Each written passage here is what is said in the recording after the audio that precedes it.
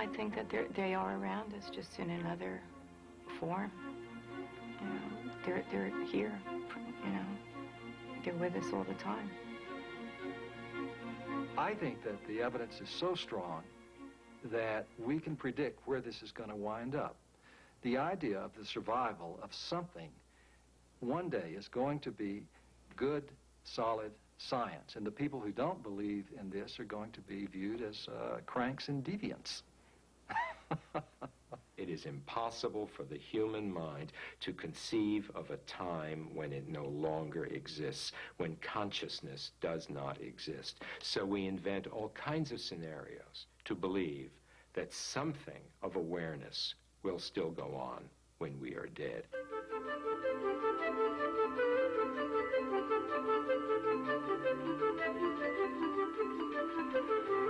There's a biological necessity for every single-celled organism to stay alive so that it can reproduce its DNA. That's what drives all of evolution. As soon as we get to an organism like ourselves, which is a thinking, processing organism with a psychology, we transmute the biological necessity to stay alive into a psychological necessity to stay alive. So we create this entire mythology about what happens after Aunt Marge is theoretically dead. She stays alive, which is a way of reassuring each of us that we ourselves are going to do the same thing and always be alive.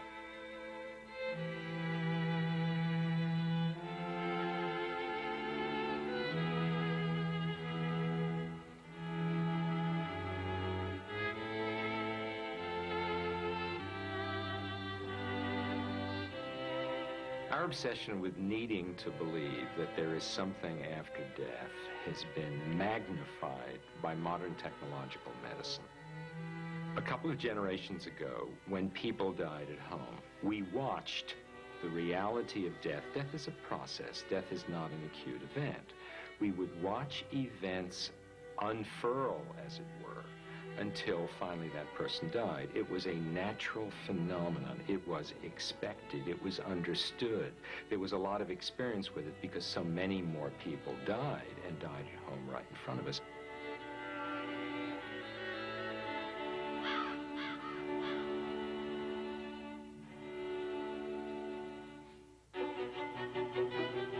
Now what happens is someone is torn away from us, secreted away, hidden away in a hospital environment.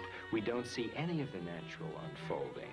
And at a given moment, a young physician comes out and says, "I'm sorry to tell you this, but your mother has just passed on," or whatever euphemism they use.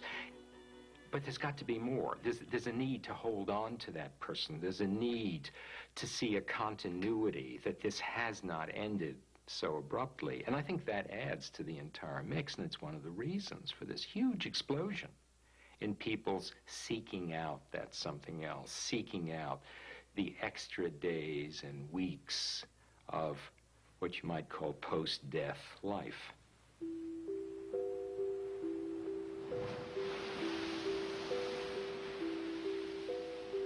My beloved Aunt Cornelia died in January of 1994. That was about 3 months before I finished my first novel. And so I wrote a dedication to her because she was precious. And the last line of the dedication was, "She is eternal." And as soon as I wrote those words, I felt a kiss right here. And I gasped and I cried. And it confirmed for me that she was still there loving me, and that she was still there for me and supporting me and believing in me. It was the most beautiful experience to have happen. My father died in 1975, and 3 months after his death, my mother and I were standing in his room when we felt a breeze of air just blow us by, and all the windows in the house were closed, and it was really cool, and I could smell his cologne, which was Aquavella, and I tell my mom, "That's my dad, you know."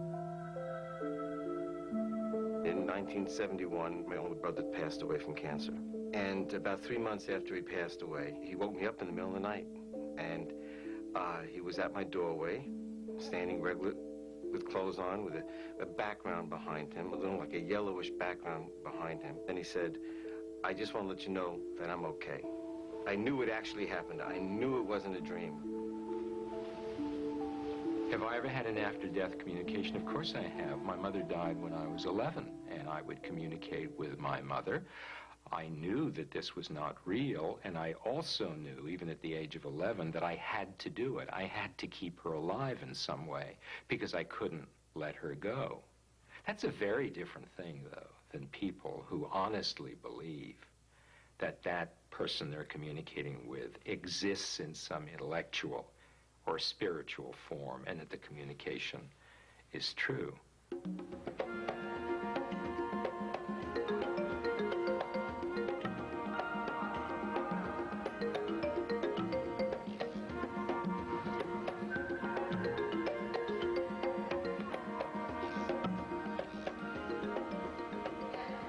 When you think about the kind of things that happen that make us think there might be survival of consciousness, you could roughly divide them into two classes. The things that just happen without any intermediaries to people, the apparitions, the dreams, the sense of presence, things like that.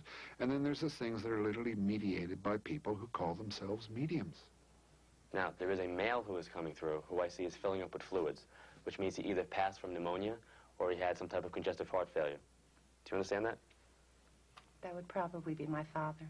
Now, what's a medium? It's a person who thinks that somehow they can contact deceased spirits.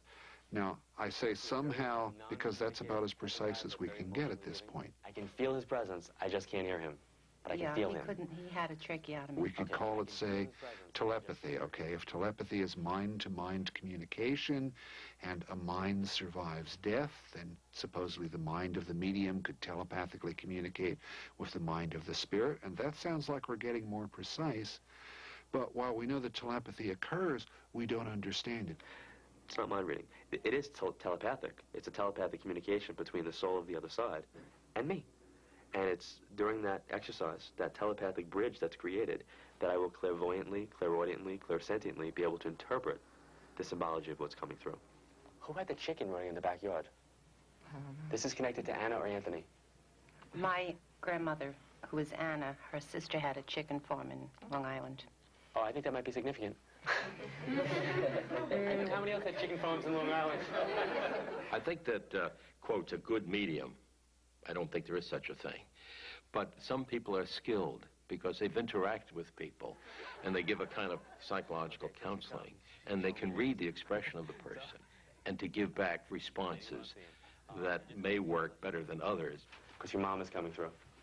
She's showing me pink roses. When I see pink roses, it's their way of expressing their love to you. She's passing this on to you. I also see a white flower coming up in June. So that to me means that there's a celebration or a birthday either in the 6th month.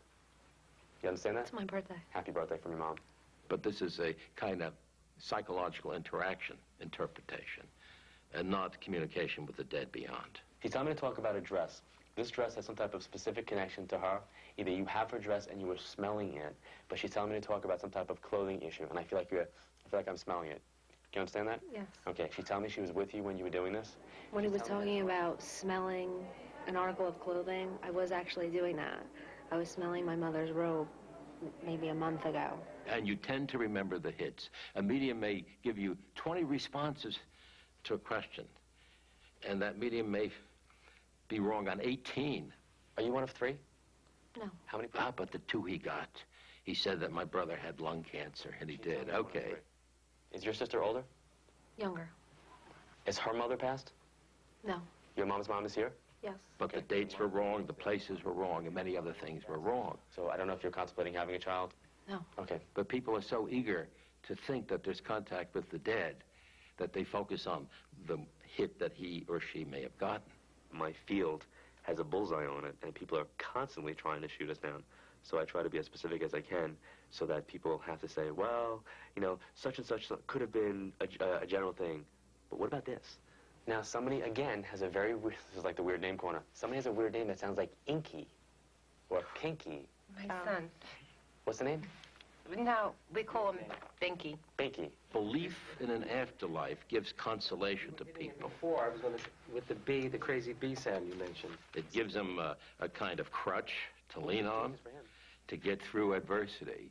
So I would attribute this to a deep felt